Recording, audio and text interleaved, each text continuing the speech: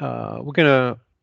I scheduled this webinar so that we can have a look at this tag, which is now in beta. Some of you have actually tested it. It's our Wi-Fi Man Down, which I think is relatively revolutionary for CenTrak or LPAS product, and we'll discuss the reasons why. Please feel free to chime in if anybody has any questions along the way. What are the applications? Well, the applications are the same applications that we do regular RTLS or security or safety solutions. We've got staff duress. That's the most common app. This tag was designed for a staff duress use case, right? It was to get designed together with Honeywell and for a large site in Canada. Resident fall detection, i.e., to detect falls of senior living residents. Home PERS. PERS stands for Personal Emergency Response Systems, and i.e., since the tag can just go through the access point, the standard router of the home, then the tag can talk directly with an Omni in the cloud or at the alarm response center. Nurse call, the tag can be used for general nurse call using the Wi-Fi infrastructure. We'll learn later how we get the location, the room ID, etc., the cancellation options. Access control, so that you can walk up to a door. Omni would get the message and then send a command to an output near the door to unlock it. Or on the contrary, if somebody's wearing it as a pendant, and you can detect that he's near the door and lock the door. So we've got egress detection together with all of the bells and whistles that we've got for Omni, right? That we standard features. What are the events of the tag, right? In other words, it transmits the any of these events. When I say any, based on how you provision the tag, and we'll go into how the tag is programmed or provisioned using the provisioning app. But essentially, the panic is usually achieved through a squeeze, and that was one of the requirements of this of the mechanics of this tag initially, was not to have a single button for panic, but to have a squeeze action. So we've got a button on either side. Those of you who have used the LPAS version of the Man Down of the LPAS Shield will be familiar with this. It's the same mechanics, right? And it's got a pull cord as well to trigger that alarm. The front button press can be used also for panic if you want. You can program Omni to react to that front button press. But this is just saying the front button press is not only used to cancel a fall detection, in other words, to prevent false alarms of a fall, or to put the fall detection to sleep, or to enable the tag or dehibernate it when you get it. But it's also that front button press is sent back to Omni so that you can actually program business logic based on the front button, right? The tilt, so then when the tag tilts, it starts to go into a pre-alarm state, and then 15 seconds later, it'll transmit the fall. And while it's in pre-alarm, it could be programmed to vibrate and to beep during that period to give the user a chance to press the front button and cancel the call in the event that this is not a true man down. The tag transmits in UHF and IR, as in any LPAS tag, plus the Wi-Fi. And you can program it using the provisioner and select which media or all of them if you should decide. And of course, it's got the LF receive so that it detects the LF. Now, what's nice is that when you press the button or you do a panic or any of the other alarms, it's sent along with the last seen LF. So, for example, you put an LF at in the entrance to a room, and any button that was pressed subsequent, or any event received subsequent, will carry the last seen LF. So a few details about the staff duress application or use case. Anywhere within Wi-Fi coverage. So as long as you've defined that access point in Omni or the access points of the site in Omni using the access points MAC address, then you can essentially get the message from the tag. And we're assuming a single Wi-Fi network. The SSID and password, the credentials are the same throughout the Wi-Fi network, although you can define more than one Wi-Fi network in the tag. Report indoor location. So the location in Omni will be the closest Wi-Fi access point or the last seen LF, right? The relatively low cost, you can set up infrastructure quite quickly. And the basic Omni features that we have for any of our staff Duress applications is route notifications to responders. You can handle the alerts on phones, desktops, display panels, etc. You could set outputs, send messages to third-party systems, and you can clear the alert using when a responder arrives at the location of the caller, etc. We'll talk about call cancellation later in the nurse call use case. ELP has IR and ELCs, so you can use a mixed hybrid environment where you've got infrared, where you run a bus along a corridor and put IR receivers in a room, and ELCs to receive the UHF as needed. And if you need, for example, distributed control and to set outputs without a server, you could do that. So you can have a mix of both. So we'll talk about the Wi-Fi-based nurse call. So again, you can have the tag mobile or mounted, meaning the tag can be carried by the patient, or it can be mounted on a fixed surface.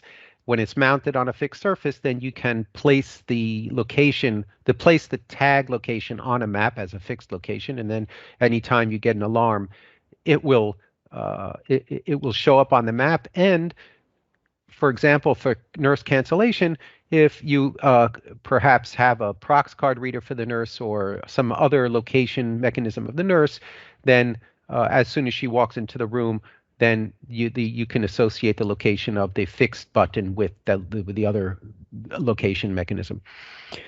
Mobile location options. So what would be the location? How would we determine the location of the tag? So as I said, access point, last seen LF, or IR. So those are your options for getting the location of the tag. IR, of course, the message would be transmitted via the LPAS network, not only via the Wi-Fi. The tag can be used for pull cord. So for a shower pull cord. So if you hang it, we actually once produced a bracket to hang the tag in a shower. It's really easy install, obviously, and then when the nurse comes, she can push the hook back in order to cancel the call. And of course, the tag can be worn on a lanyard around the neck of a patient, and then it's easy for the patient to trigger the call either by a pull when the patient might suffer from arthritis, or a push. So that's one of the benefits of the tag. And the call cancellation through a handheld LF, so the nurse could come and zap the tag with her handheld LF. All these events would go through the Wi-Fi, right? And no need for additional infrastructure. A single front button could be used also to cancel. Or, for example, a single side button. A single side or a front. All of these events can be used to cancel the initial call, the initial nurse call of the patient. Right. So again, all you do is you distribute the tags. We have an existing Wi-Fi system. Again, not necessarily a Cisco system or an Aruba system, but any Wi-Fi will do. The PERS solution is very similar to the nurse call, but in this case, the benefit here is that the home all just needs its own plain Wi-Fi system. No need to add any UHF type access point. And it sends the message to an Omni in the cloud. There is currently on the beta tags a bit of a bug where you can't really provision it with a DNS name, like a host name, but it has to be an IP address. But that's being refixed. And then, of course, the responders will get their call on their Omni Go from Omni. and one of the nice features of OmniGo is the call button. So it will use the phone's dialer to automatically dial the phone number associated with the tag and or the location of the tag.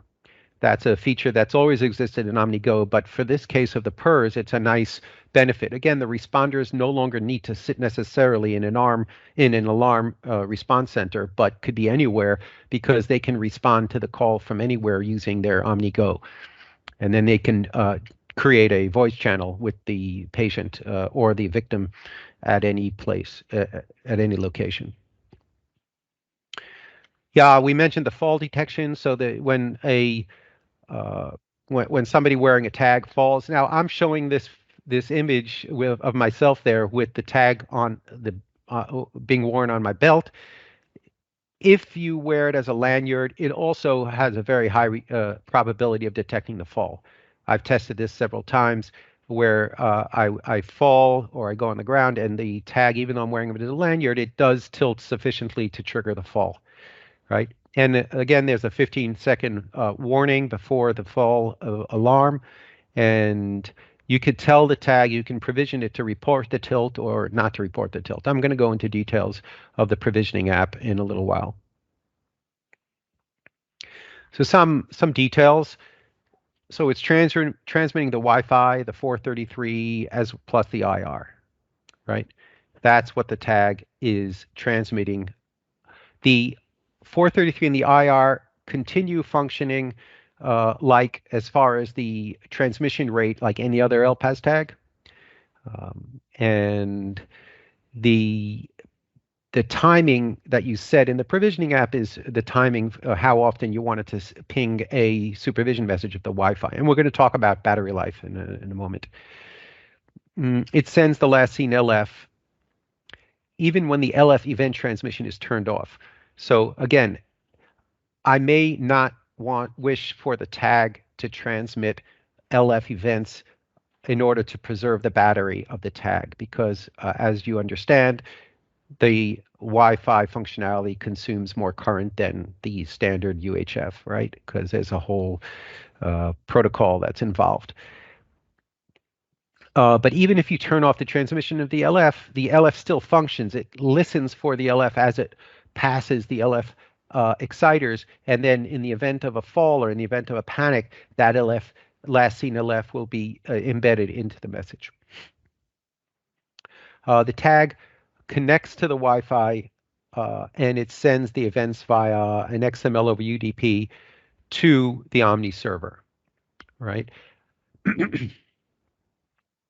Essentially, we can share that UDP protocol if necessary, if you want to embed, if you want to integrate the functionality into a third-party alarm system. Now, what happens when it, in every time it needs to transmit, it wakes up, it scans for an access point, selects the access point based on the signal strength of the available access points. It joins the Wi-Fi network with the SSID and password.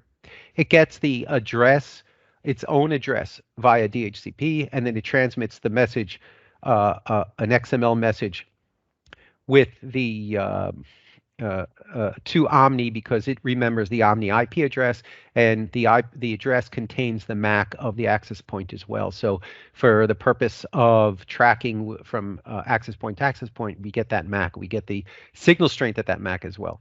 So at that access point.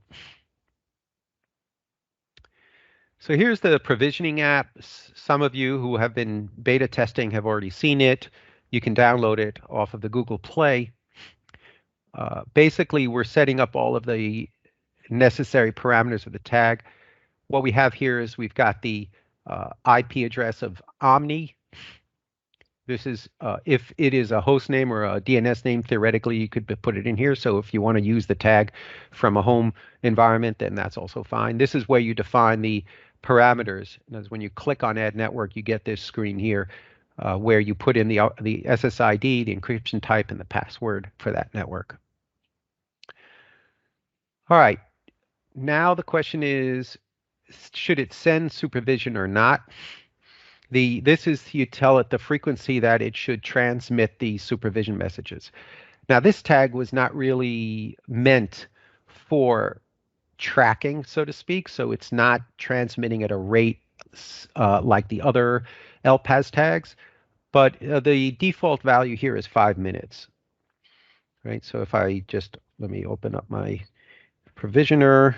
Here, that's, you see that's changed a little bit. There's a slightly newer user interface. I guess I can show you that here because I can't really share my phone at the moment. So you set the hours, minutes, and seconds for the motion interval and the motionless interval, right? And then you want to report the entry into an LF. Do you want it to report the departure from an LF? Do you want it to report every time the tag goes into motion or motionless? Again, all of these will dictate whether the tag reports it over Wi-Fi. Of course, if the LPAS RF is turned on, then those events will always be reported by the tag. Do you want it to report a front button press or not? And do you want it to report the tilt before it reports the fall or just a fall? The tilt could be just to serve the user so that the user can prevent the eventual alarm if it's a false. Do you want it to report a single side press? Do you want it to report the fall? Do you want to report, I'm sorry, I'm repeating that. Do you want to transmit infrared? Do you want it to transmit radio, i.e. the 433? And of course, you want it to transmit the Wi-Fi. If you turn this off, then it'll be just like the old LPAS shield. And do you want the vibration turned on or off? Because that also consumes battery. Now, let's say I want to make a decision, but I need to know what impact these decisions will have on the battery life. So I'm going to just jump ahead here about battery life. I have a battery life. We have a battery life calculator, so you can put all of these properties into this spreadsheet and come out with a theoretical battery life number in months here at the bottom. And as you can see, the 5-minute interval, etc. I still send the IR and I send the RF and the Wi-Fi with the vibration, hours per day under Wi-Fi network, etc. So all of this, put it together, hours per day in motion, then the bottom line in this case is 11 months. So for a tag, for a panic tag with a replaceable battery, that seems to be pretty good. The battery is a full 1,000 milliamp hour battery. We mentioned that the access point could be used as an Omni location in the last LF, and yeah, I'll just go on. David, can I ask a question? Absolutely, that's what I'm waiting for. David, just for the other listeners, my name is Hendrik. I'm tuned in from South Africa, and we have a current desperate need is to use this tag to prevent falls when it comes to patients. Now, sometimes a patient is compromised. It's either confused, and they get up at night in the middle of the night and then they fall. The main thing here is to prevent the fall and not necessarily to know after the patient has fallen. Now, my question is, when the patient is lying flat on his back and when the patient gets up, this is where you want the alert. Right. We've done that in sites where we have pressure sensors on the mattress, and we get an indication and wired to an input that would come into Omni and notify the nurses that the patient has gotten out of bed. Okay, so we're talking about a total different application here, or a product then.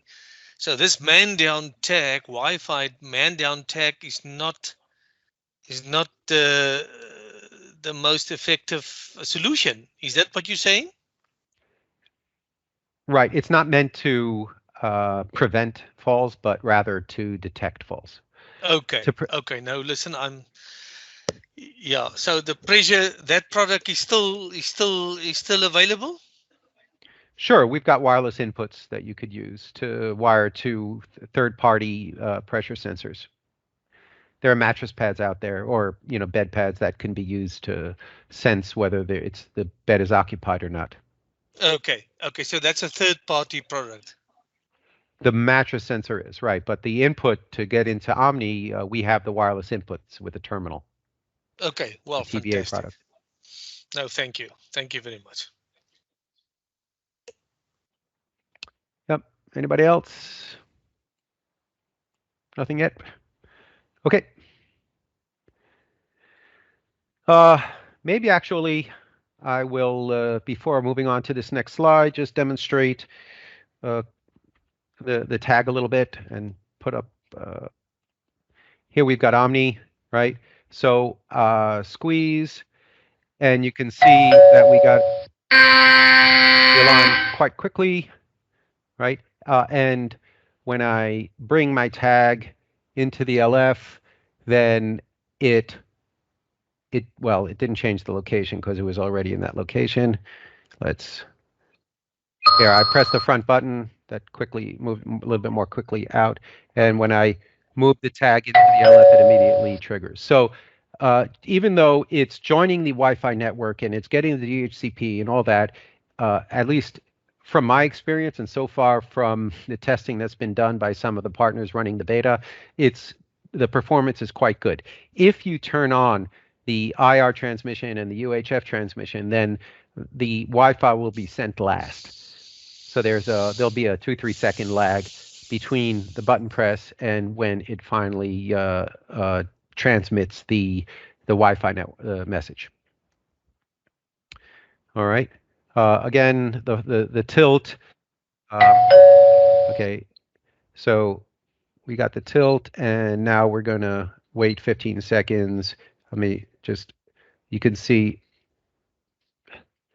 that we should get after 15 seconds. There we go. Now we got the fall, and all of that through the Wi-Fi, and it's a standard home network here. Any questions? So that's it. Okay. David. Yeah. Is it also suitable to run as a cloud service, for instance? Yeah, that you have sure. Sure. So you can have Omni in the cloud, and you can have tags all over the place in residential homes, etc., or in multiple facilities, all reporting up to that cloud Omni, and then we have multi-tenant so that various users can log in to the cloud, and you can have multiple servers, different servers in the cloud for different sites if you want. Yeah. But that is just an Omni which is external accessible, and then you put in your tag the external IP address. That's correct. That's correct. Yeah. Okay, with port forward. Yeah. Okay. Yeah, maybe for the future, but that's we also tested the tag, but maybe for the future, also to add a simple input that you can connect everything would be nice. You mean, yeah. So if you want to have a wireless input to Wi-Fi, that would be useful. Yeah. Okay. So we might be able to expose. I don't know if you want to do a little bit of more interesting soldering work, then we could probably give you the contacts or identify the contacts for the inputs. But yeah, you're right. Okay. Another feature that I just want to show you during this opportunity is the calibration of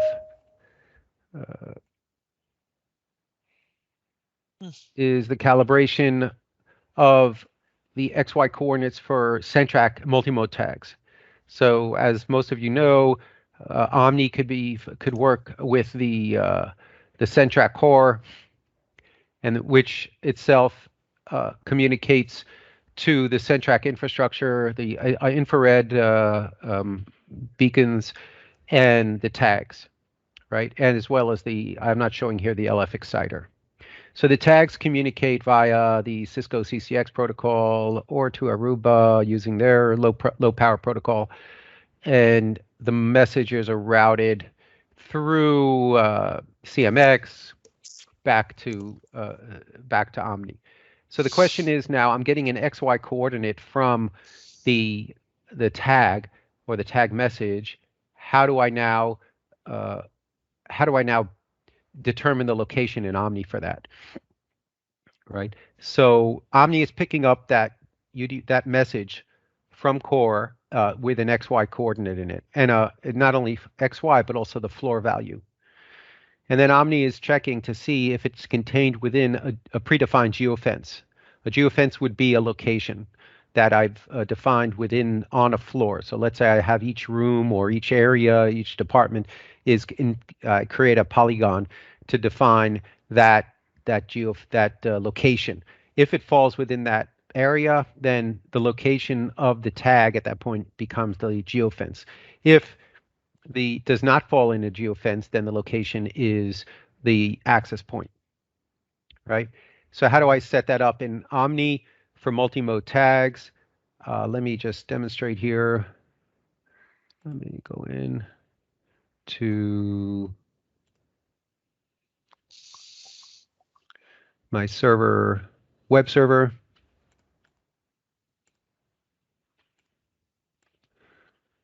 And I'm going to go to the map. Oops. I'm going to go to my map editor. And let's say we go to maternity. Okay. So now I see I have this button called Wi-Fi zones.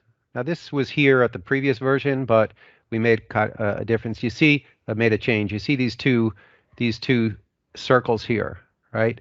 If I move them, it pops up and tells me, give me an XY coordinate for that point, right? So if I have specifically in this corner, I've measured the XY, I know what the XY coordinates for that corner are in the Wi-Fi system, right? And I know what the XY, I just key them in here. And then I'm calibrated this map to the Wi-Fi coordinate system. And then I can add a zone, right? So I can go ahead and just create a zone. And now I've got this zone, which is a geofence, is a new reader. Here we go. I can give it a name, call it room 1111, and let's just put in geofence. Right.